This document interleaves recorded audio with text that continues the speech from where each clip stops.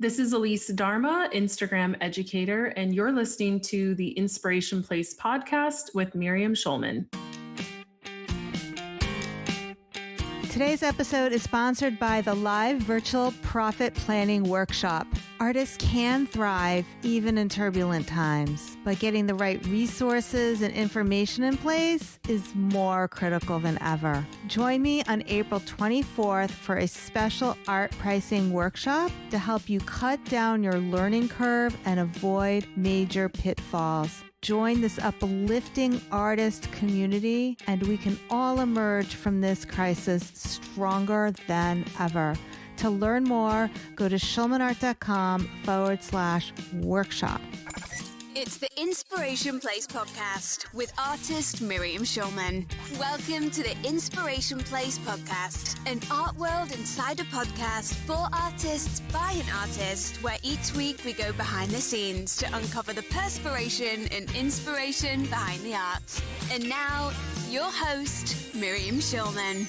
Well, hello, this is your host, artist Miriam Schulman, and you're listening to episode number 85 of the Inspiration Place podcast. I am so thrilled that you're here. Today, we're talking all about Instagram, but more importantly, how you can pivot your messaging to stay relevant and inspiring during these turbulent times. So in this episode, you're going to discover really what's working now on Instagram, why it's more important than ever to share your art and creativity, and how you can make the most use out of the platform. But before we get there, let's say hello to the elephant in the room. The world feels really intense right now, and you might be wondering if building an art business is even an option. But now more than ever, it's time to take control of your destiny. And the truth is, artists can thrive even in turbulent times. I want you to move forward and not let fear stop you.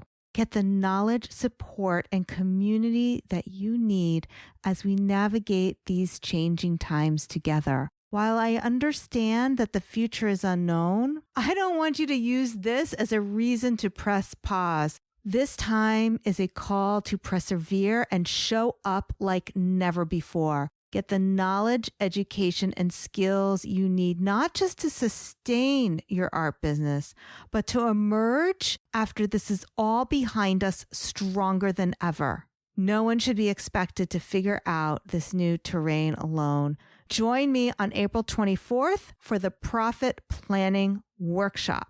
Just go to schulmanart.com/workshop. And now back to the show. Everyday business owners are leveraging the hottest social media platform today, Instagram, to generate leads, book clients, make sales, and strengthen their brand's authority. And for artists, this can be an important source for getting new commissions and new followers of our artwork.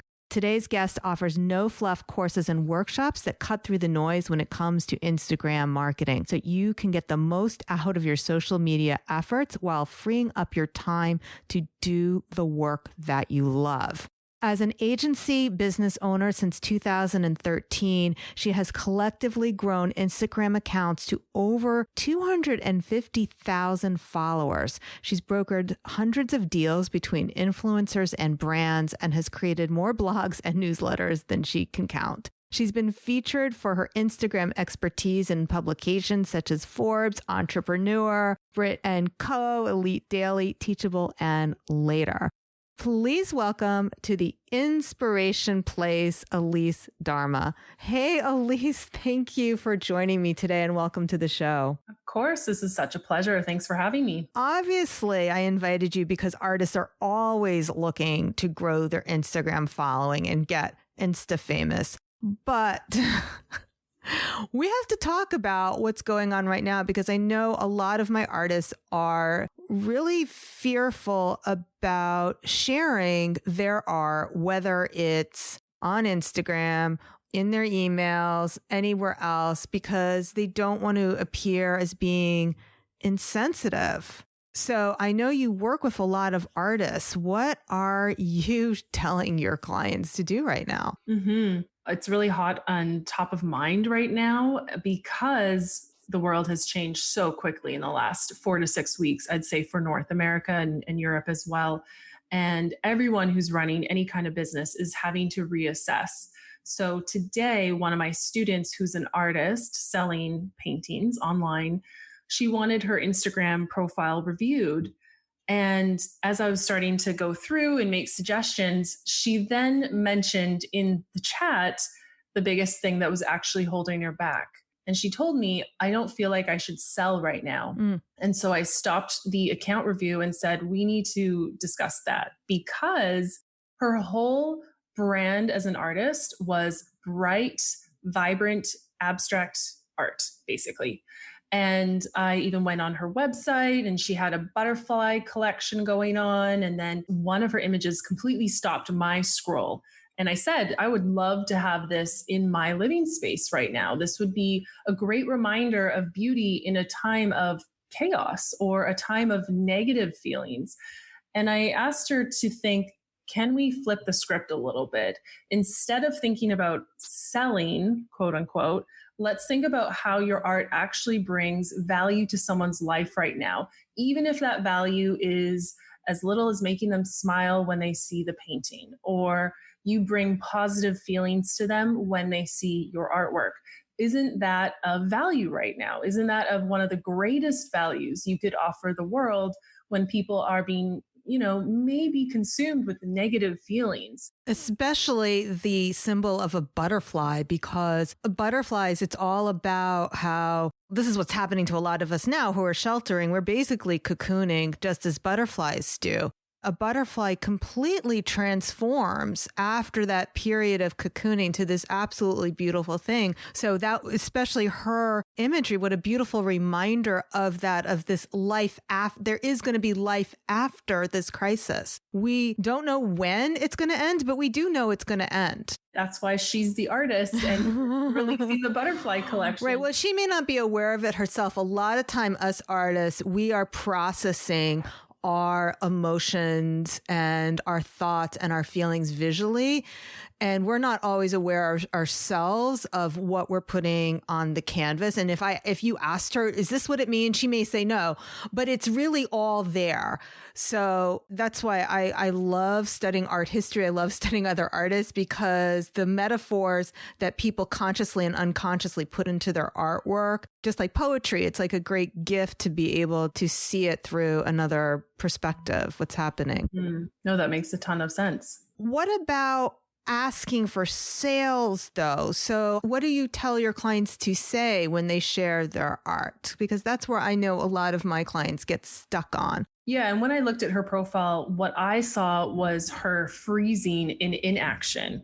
And a lot of us have maybe had that response because this is a whole new world that we're entering and we're frozen. We don't know what to say. We don't know what to share. So what I suggested to her was continue to share your collection, especially your butterfly collection. Share an image of one of your butterfly paintings in your feed each day, perhaps if that fits your aesthetic. And then in your stories, take me behind the scenes. Show me what that piece of art looks like in your living room. Show it to me on video up close. Maybe show me a demonstration of your technique.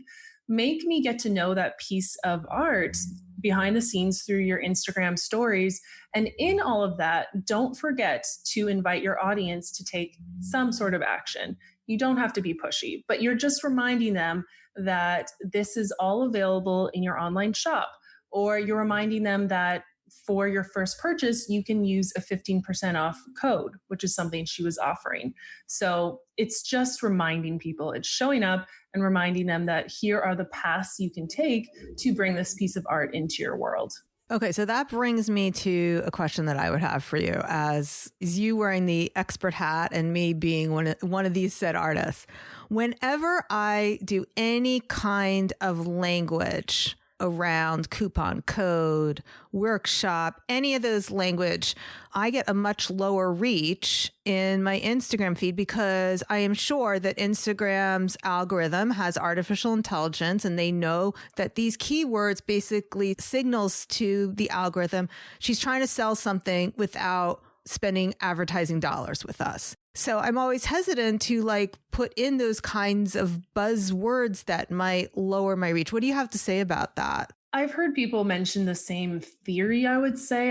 It's never been confirmed by Instagram, so none of us really know. I don't think that Instagram would build that in, but again, I don't work for Instagram. I think what it could be is the audience responding to something where they feel like they're being promoted to. So that's generally what I like to highlight to my course students is when you are sharing anything that's a promotion, whether it's a free resource or paid resource or a flash sale, it's quite typical to see a lower engagement because some people just don't want to follow accounts that they feel they're being promoted at, right?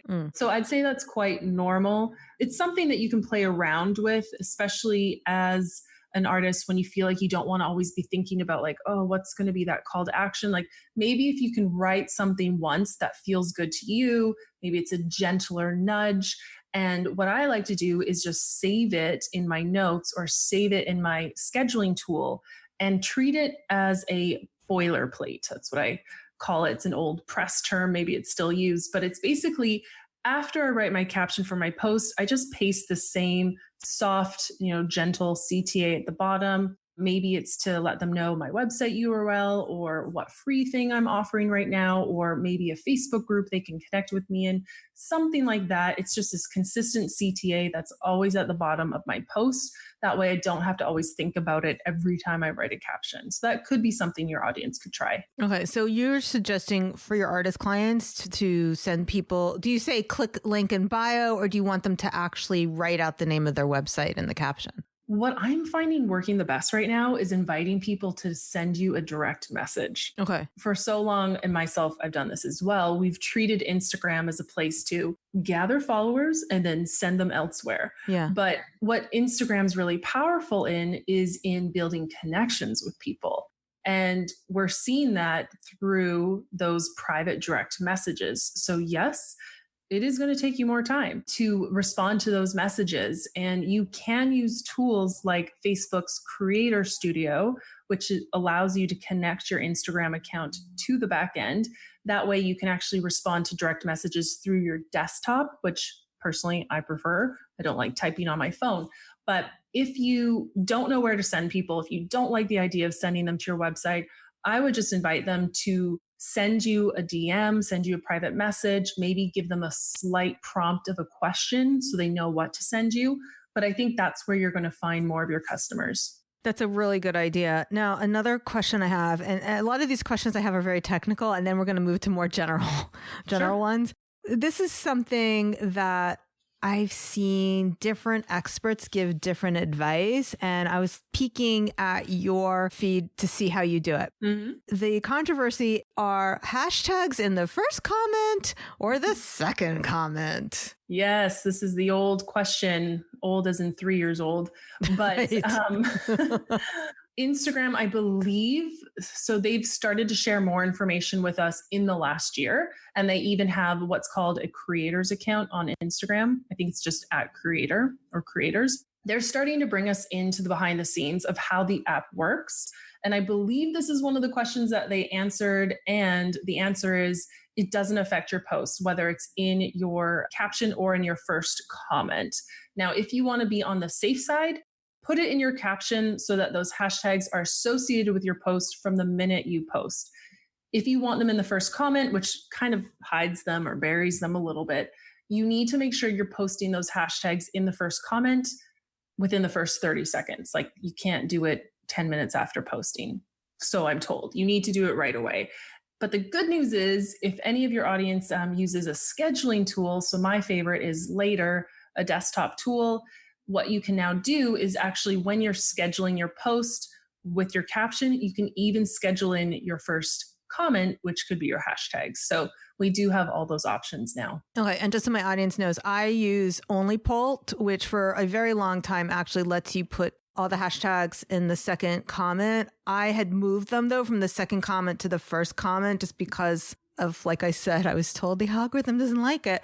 But the thing is, I also always share everything on my Instagram account to my Facebook page. It's not so pretty to have all those hashtags on Facebook. So it's not like native to the platform. So it would be nice to move those hashtags back to the first comment again. I think you can, especially if your scheduling tool allows you to build that in. People spend a lot of time looking at hashtags. I was talking to an artist today where she says she spends a lot of time like looking at artists who have bigger followings than she does and what hashtags they're using. And then the thing is, you don't even really know if their following is so large because of the hashtags or the things they're doing off of Instagram to build their brand. That's the part that I have tried. And you still believe strongly in email marketing, right? Let's talk about your philosophy in that, because I want to make sure people understand. Yeah, my email list is, outside of my products and offers, my number one asset for sure. I make sure that I consistently message my email list weekly, and I do cleans so that I don't have cold subscribers. I take it very seriously. I guess I fell into it backwards. I grew my personal account back in 2016 as a portfolio piece to get clients to my agency. And so I ended up with, I think, 30,000 followers, not like collecting emails, not selling anything that whole time. And it wasn't until then that I woke up and got smart and created a personal brand, which then allowed me to start collecting emails. So I highly recommend to collect emails as you're growing, or to create those relationships in the direct messages as you're growing. Don't wait until you get a certain number of followers, because as we know, Instagram can bug out on us one day, maybe could disappear, but we still have those email lists and those email subscribers. So that is the key for sure. Okay. I'm so glad you said that, because so many artists I speak to don't believe me when I say they should be emailing. And it's really important that even though we're talking about Instagram today, that they don't see this as the only strategy, or like this is the golden ticket that's going to lead to, like I said, Insta famous. Because I know there's that myth that they feel like if only I became Insta famous, I would have no trouble selling art, where really they're not doing the basic things they need to be doing, like emailing their list on a consistent basis and nurturing the collectors they already do have when they're out looking for strangers on Instagram who don't know about them yet. Yeah. I mean, I truly believe you can make money from Instagram with less than 1,000 followers. I always tell my students, don't get caught up in trying to be Insta famous. There are many people with hundreds of thousands of followers making $0. And majority of my case studies and my best students monetized 5 figures-ish around that area with under 1,000 followers. So you can have that success even as an artist. And you mentioned, the comparison trap, especially on Instagram, that is dangerous. I would really recommend for you to not allow yourself to go down that black hole. One, people can buy followers. People can buy likes. When you're looking at a competitor, you just don't know what's genuine. Maybe they hired an agency that they think is legit. That agency could be sending them likes. So please don't try to pay attention and compare yourself. Even if you're looking at them for hashtag ideas, that's fine. But I do recommend using a hashtag tool called Flick. And that allows you, if you'd like, to connect your Instagram account to it. It will actually analyze which hashtags you're most likely to trend in and appear in. So please don't copy who you perceive to be competitors. Definitely do your own research. And truth be told, I barely look at my newsfeed. I just go in, I post my stories, I check my DMs. That's pretty much it. And I recommend for you to get focused with the time that you're spending on Instagram, especially if you're getting sucked into the comparison trap. I love that. I'm really glad we're having this conversation. The other thing I wanted to talk about is I feel like my Instagram account is bloated with people who really aren't engaging with me. Is there a way to clean that up? I'm looking at your account right now. And so I was like really unhappy with the engagement I'm getting on my posts. I had this whole idea that I need to show more boob on Instagram, and that has not been working out for me. I guess over the age of 50, unless you're Jennifer Lopez. Yeah, that's a good strategy to follow. Right. Well, I mean, look at Jenna Kutcher. It's all about like showing up in her undies. And right. I mean, God bless her. But like this whole idea of like, okay, she's empowering women who are curvy. And I figure, okay, I'll just empower older women. Right. Because we know people who show up sexy get more followers. Even that comedian, Celeste Barber. I mean, like a lot of her account, I mean, she's hilarious, but a lot of her account is because she's sharing these real, and people who don't know Celeste Barber, she will share a really sexy young woman and then kind of as her middle-aged, overweight self will do the same thing, but it's about sexiness. Yeah. Or even just that shock value. Yes. Like, we're not used to seeing a woman who doesn't look like a supermodel in my feed. This is going to make me stop and look. And especially in the body industry and the self-love industry, we're seeing that a lot. Sex does sell in any online format, but you don't need to show yourself even if you don't want to. Like sometimes, especially for artists, you want your art to speak for yourself.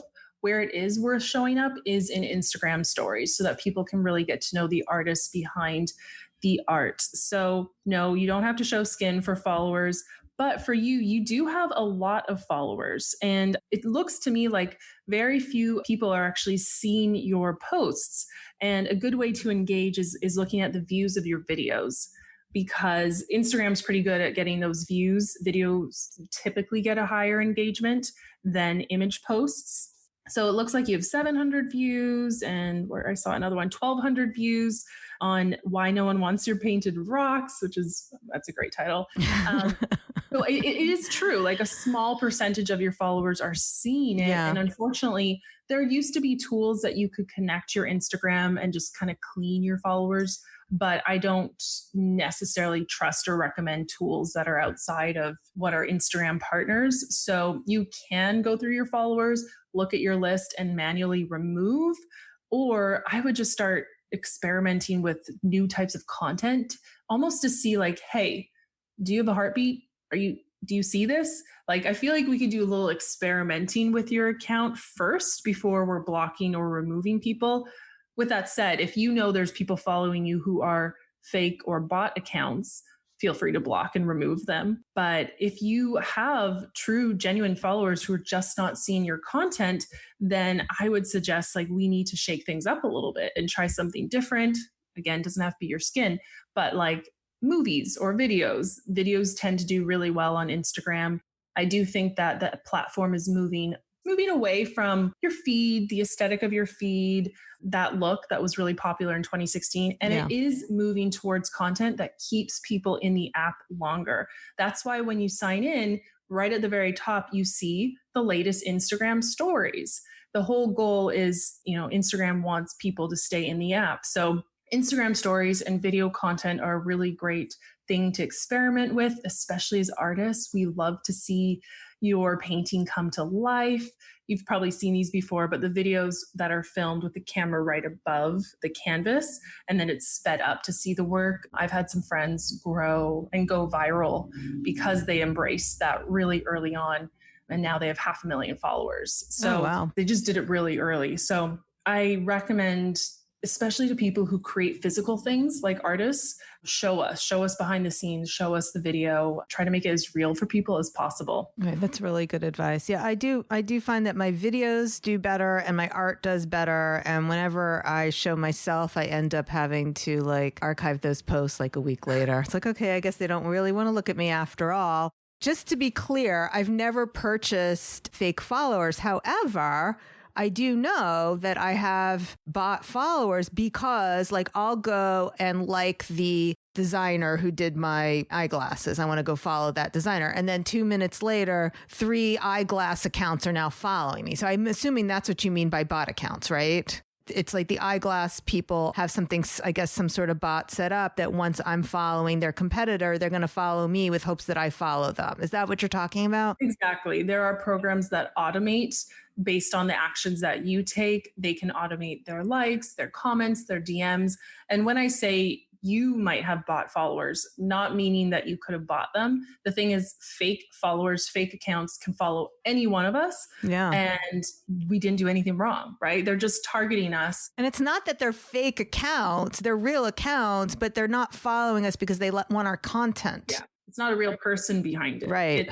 It's a system. It's an automation. It's a tool. I find right now, for whatever reason, if you post an Instagram story and use the question sticker, which is an open-ended sticker, you'll see when you get automated responses from people. Oh my gosh, that happens to me all the time. Now, I don't understand that. If my followers aren't seeing my story, how are all these fake people finding my story? I know. I don't know what the inner workings are of these tools, but I've gotten these fake messages before in my Instagram sticker. I'll DM them because, they could actually be a real person who's just using automation behind their account. So before blocking, I'll DM them, be like, hey, did you really mean to say this to my question that's completely unrelated to your answer? And if I don't see an answer, or if they don't even look at my message, then I can generally guess that they're fake, and I'll just delete and move on. I really try to focus not on numbers, not on likes, not on comments even. Where Instagram cares today is when you post something to your feed, are people saving it? So there's a little flag icon. Or are people sharing it? So there is a paper airplane icon. Is this content that people are willing to share and DM to a friend or share to their stories? That is the type of content that's winning. That's what the algorithm cares the most about. Are people saving or sharing this content?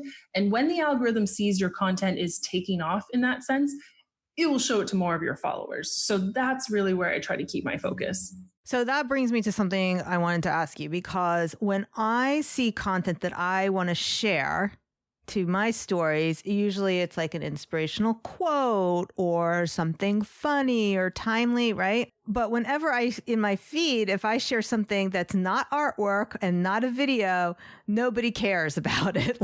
So in the same categories, like I said, people don't want to see my 50-year-old self acting all sexy. They also are not interested in my quotes. It seems like that always falls flat too. Quotes are tricky. And what I'm trying to teach my audience is create community-based content. Create content that your community would be proud to share in their stories because it makes them look smarter or better in general. That's it. Remember when we'd all put bumper stickers on our cars? Yeah. Like in the 90s, it was like a cool thing to get a bumper sticker and drive around with it. That's the metaphor that I want you to think about, is what quote could you create as a quote card that your audience would be like, yes, that is me. And then they're sharing it to their stories because honestly, it makes them look good. It makes them look better. Inspirational quotes have had their heyday, and some accounts still do them really, really well. But look at your market, look at your audience. For me and my audience, I've experimented with this idea of creating content that has nothing to do with me. You won't see my face on it. Just has my handle in very faint font. It's basically content where I'm saying what I believe my community is thinking and feeling. And when I put that out there as a quote card, when I see those shares and those saves go up in my insights, which you get as a business account, that's when I know that content's actually a hit. So I'm going to actually feature an example of this in a post eventually in my feed, because there's a recent post of mine where if you looked at it, you're like, oh, your likes are a little low on that one, Elise. The likes are probably half of what they would normally be. But what I'm going to share publicly are the insights of that post, because that post is actually a win for me, because as much as it might have only 500 likes, it has 700 or 800 saves. And that's what I care about. That's awesome. Which brings me to a question. Could you explain what the difference is between a personal and business account, and what do artists want to be using? Yes, this is another age-old debate, and I actually created a YouTube video on this on my channel to answer this question. Which, by the way, we'll link that in the show notes. If you can give that to me and my team, I'll make sure that's linked in the show notes. Episode number 85, so schulmanart.com/85, we will have a link to that YouTube video. Perfect. So there has been a theory for many years that just like when we all had Facebook pages, or maybe we didn't, but back when Facebook pages were new, you could grow fairly quickly because Facebook was really pushing it into the feed. Then Facebook reduce the reach because they wanted you to move to their ads platform and pay for eyeballs. So that same theory has applied to Instagram accounts for years. The theory is start as a personal profile and stay personal. If you switch to business, they're going to reduce your reach. For many years, I stayed a personal profile for as long as possible because I didn't want Instagram to punish me. But I did switch to a business profile, I think about 2 years ago. And honestly, I did not see a change in my reach. And I even have run ads that whole time. Maybe I see a change then, depending on my ad spend. Again, this is all theory. But what really happened was this time last year, Instagram revealed some information about how it works. And it did come out and say that business profiles are not punished with organic reach. That's a myth. So whether you want to believe it or not, Instagram has said business profiles are not punished. And I do believe that. I truly think it actually comes down to your content. Are you creating content that people care about to share and save? And are they resonating with it? But there's advantages to having a business account in terms of what the buttons are on the profile, right? There are advantages. Instagram has incentivized us to switch to a business profile if we're a business, probably to identify our account as a business account. But what Instagram gives you with a business profile is insights. That's where you get the analytics on your account. And so if that's really important for you to know who's following you, what country they're in, their age, the time that they're in the app, then yes, switch to business so that you have those insights. I typically recommend to my students, you generally don't need that information. If it makes you feel better, just stay a personal profile for as long as you need to, as long as you can. Then if you need that information, switch to business. Or the second option is, if your personal profile grows to 10,000 followers plus, and now you want to use the swipe up feature in your stories, yes, switch to a business account and then you'll get that feature. Oh, so you don't get swipe up in personal? Last I heard, no. You have to be a business account to get swipe up. Okay, that's very important. So it's okay if you only have 1,000 followers, but it's really nice if you have 10,000 and you can swipe up. Just saying. Okay. It is. All right. Let's talk about Instagram stories. In particular, I also want to hear about ways that you're helping business owners create that kind of content. Mm-hmm. I would say in the last 2 years, there's really been a movement towards stories, which, let's be honest, this was a feature created by Snapchat years ago. Instagram came out with stories in, I want to say 2017. I can't remember off the top of my head. But since then, it has exploded Instagram's user base and I bet time in app as well. So again, that's why you see stories right at the top. There's something very charming about seeing an artist at home and maybe getting a behind the scenes peek at their process or their studio. And then knowing that that content is going to expire 24 hours after posting. I do think it's helped us entrepreneurs and business people show up a little bit more, knowing that this content wasn't going to live on our feed forever. And therefore, we're actually connecting with our audience more because they're starting to see us as a real person. I totally agree with that because a few years ago, it was all about the cohesiveness of the feed, and it still kind of is. I mean, you don't want to share, like, for example, here's something I started sharing a few years ago. I never would have shared on social media professionally, are like pictures of me at my son's wrestling matches. I feel like I still would never put that in the feed because it's like, that's not part of my professional life. But I'm okay with sharing that in the story because I know it's going to disappear and it gives people kind of a voyeuristic look into my personal life. And you encourage artists, your clients to do that? I do, to the level that you're comfortable. I'm not saying you need to turn your life into a reality TV show. You can still create the themes that you're comfortable sharing publicly and keep the rest of your life private. So for my life example, you don't really see my boyfriend or my family. And some of my followers were shocked. They're like, oh, I thought you were single because you travel a lot. How do you have a relationship too? And they're curious, but that doesn't mean I have to let them into that aspect of my life. My boyfriend doesn't want that. So I respect that. Yeah. So you do need to know where your boundary is. I don't think you need to be showing your kids on Instagram if you're not comfortable. Like, know what aspects of your life you want to show and then keep the rest private. But like you said, people are looking for those connection points. When someone sees you at your son's wrestling match and they also have a wrestler in their family, they're more likely to like you and maybe reach out to you and feel that connection to you because now you have that in common. And by the way, my kids have asked me to take down posts, and my husband too.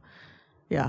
In fact, I wouldn't say bragging. My husband's really good about keeping our toiletry supply up to date. My son asked me to take that post down because he was worried about vigilantes breaking into our house for our toilet paper.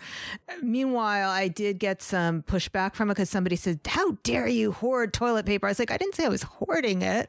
Wow. I mean, I have like a regular supply, you know? So yeah, I did take that post down. You will not find very much on my Facebook personal page for that reason, because my kids are really sensitive. My kids, by the way, they're 20 and 22, but they always have been very sensitive about that. They don't really think too fondly about other moms who overshare either. Mm-hmm. Yeah. And you have to respect that too when it's your family. At the end of the day, they're who matter. So I feel like with Insta Story, I get to cheat a little because my kids aren't keeping up to date as much as, yeah. they don't know the 24-hour updates. That's good. And, when in doubt, my boyfriend is like the biggest extrovert I've ever met in my life. We ended up at Fire Festival, if you saw that documentary. Oh my gosh, you were there? Yeah, we ended up spending the night. That was my 30th birthday celebration. Yay. I feel like with this COVID, it feels like Fire Festival, though extended. Totally. I've seen so many jokes related to, Right. The Fire Festival organizers running this COVID. That's right. So yeah, we ended up there. And he's the biggest life of the party I've ever met. So at 8 a.m. the next day, I'm miserable, ready to leave. And he's dancing. He's dancing as we're trying to get out. And I filmed it and I put it on YouTube at the time and then Instagram.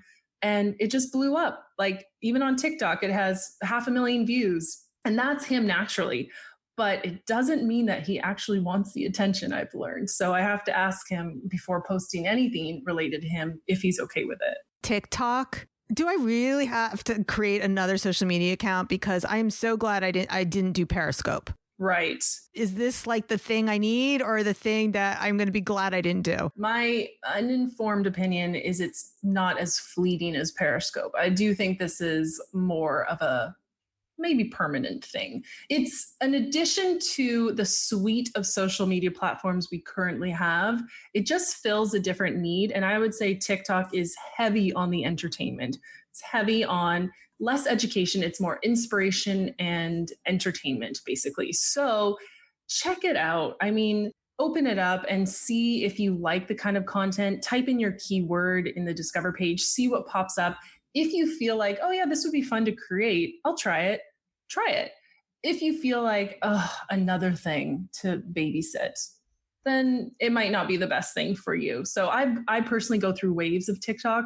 It's actually just blowing up right now because so many people are at home. And how long has it actually been around? Because now I feel like I just found out about it and you make it sound like it's been around a lot longer than just found out about it. It used to be Musical.ly. Did you hear about Musical.ly? No.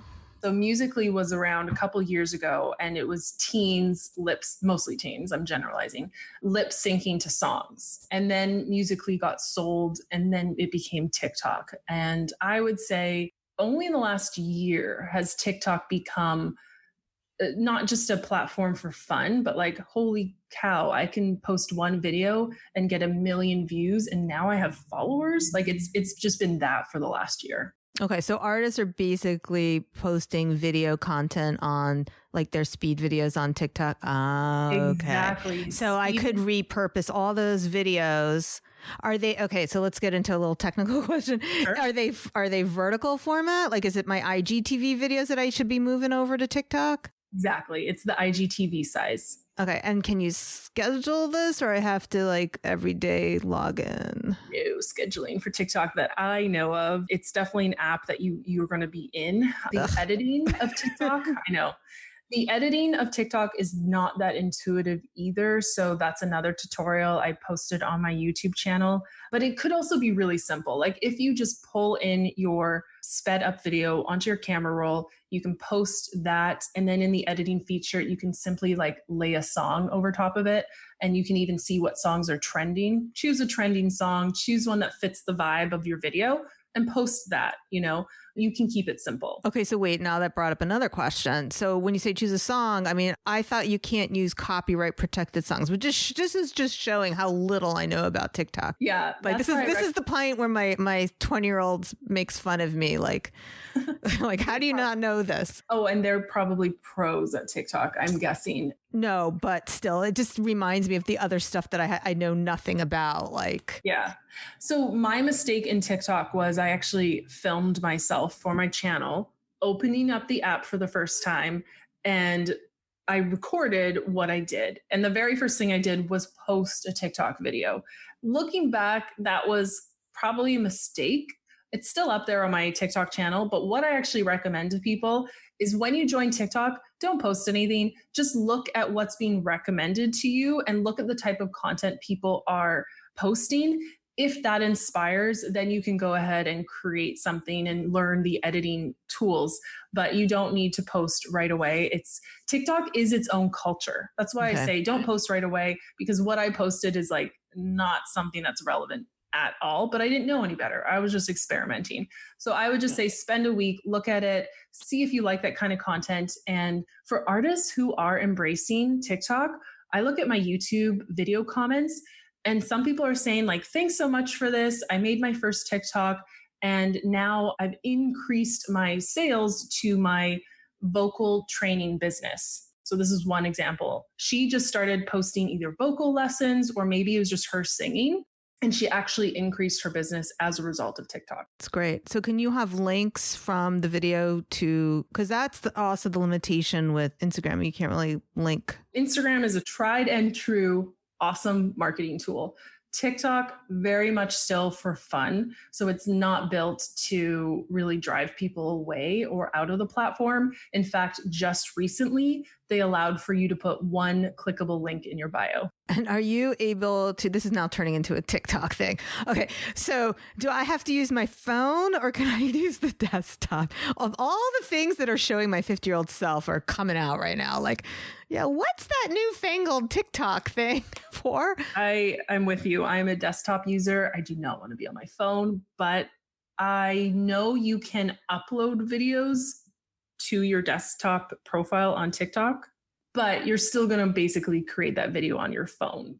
Chances are, right? You're going to film it vertically. You're going to edit it. So yes, you can upload. Which, by the way, I edit all my videos on my desktop. I just make it be the 9:16 opposite. Well, if you're comfortable with editing videos on desktop and just exporting it out at the right size, then try it out. Yeah, you can sign into your TikTok profile on your desktop and upload it from there. But I would say, I think my audience are more comfortable just using their phone. I'd say it's easier. Most people don't know how to edit. Yeah, because I've been doing video editing for a while and my team helps me with it. For most of the people listening, I think using your phone is just going to be the simplest way to go with this. For sure. You don't want your TikTok video to look produced or branded. You want it to look like a TikTok video. That's the other thing. If you make it look too branded, it's just going to look like a promotion, right? This is the platform where you don't promote. It's purely entertainment and maybe a little information too. Yeah. And so by the way, my 20-year-old, I'm talking about my kids all the time. The 20-year-old who is apparently an expert in everything. So he's always saying how he hates branded accounts. That's why he likes Joe Rogan. It's not a polished experience. He feels like it's raw, it's authentic. So in terms of accounts he follows, podcast things he follows. And what's important for my listeners to know is that don't be intimidated to put stuff out there that feels raw, because a lot of people relate to that more than they do these polished experiences that I always feel I have to put out. Yeah, 100%. That's an old reflex of mine that I also have to remind myself of. Like, hey, you're not a broadcast journalist. You don't have to go into broadcasting mode. You can actually talk normally and show up as a normal person, even if you're making mistakes. So yeah, I agree. Yeah. Okay. So we're about to wrap up. So before we do that, I want to make sure my guests know some of the ways they can work with you, Elise. I, for one, have purchased your Insta story, and I believe you have something more for artists now, because the one that I invested in was really more for people who are helping other business owners. What do you have available now, or do they have to get on a wait list for it? No. So I think you are a member of Story Vault. Yeah. And at the time you joined, it was 400 business to business prompts and ideas for Instagram stories. Since then, we have added another 400 business to consumer prompts. So it's the same. It's in my account. I just have to go and have. Exactly. Yay! Yep. All right, that was a really good investment. Yeah. Well, I'm so glad you're glad. I really want to take the weight off of people's plates of like, oh, what do I post today? But it's more than that. It's not just posting to your stories for the sake of it. I actually divide the prompts up into a season. So you choose which season of business you're in. I divide them up by a season of visibility, engagement, lead generation, and sales. And I actually included a lesson on how to know which season you're in. I would say most times in our business, we're in a season of visibility. We're looking for eyeballs. We're looking for followers. So you can simply go to that category, look at all the Instagram story ideas, choose one. You can amend it to your niche and your audience. And then there you go. There's an idea for you. Yeah. And while we're talking about your products you have, I just want to make sure everyone knows I am not an affiliate for Elise. How much is it? It's $27. Oh my gosh. Yeah. I thought it was more because I probably bought like the add-on or something, like your templates. There's a couple other options you can add on, but if you just want the 800 prompts and you get the B2B and B2C, it's $27. Okay, just get it. Okay, that's beautiful. So we are going to, I'll link that for them as well. One of the best tips I got out of your Instagram story vault was before doing the story, put your lipstick or your lip gloss on. So it's all about not the best tip. Oh my gosh. Can I tell you how many times I show up for like an interview or a call and all I did was put on my stupid lipstick and people are like, oh, you got all dressed up for me. I'm like, I just put on my lipstick. Yeah. But like, yeah, ladies, that's what it's about. I literally did this before talking to you as well. I just put on a lip liner and some lip balm on top, and that was it. Yeah, plus really good lighting. And Elise, you're right in front of a window, right? Yeah. So am I. It's sunset time, so it's just on my face right now. Yeah. Perfect. Okay, so do you have any what I like to call the last words for our listeners before we call this podcast complete? Yes, I do. And I'm thinking of the student of mine who I coached earlier today, who's an artist. And what I recommended to her was to really step into this idea that your art is of value to someone right now. If your art helps someone feel positive, feel happy, that is of value. And it just starts with you to take the first baby step. It's building that confidence to show up more and to share your art with the world. So if you're feeling a little afraid, especially as we've talked about video and, talking on camera, what I recommend is start with Instagram stories. It's a 15-second clip. It will disappear in 24 hours. Introduce yourself to your followers in your stories. Start there.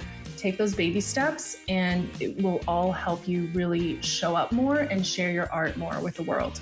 Yeah, people need art more than ever. And I'm still selling art even during this time because people want it. They're home, they're bored, and shopping makes us feel good and art makes us feel good.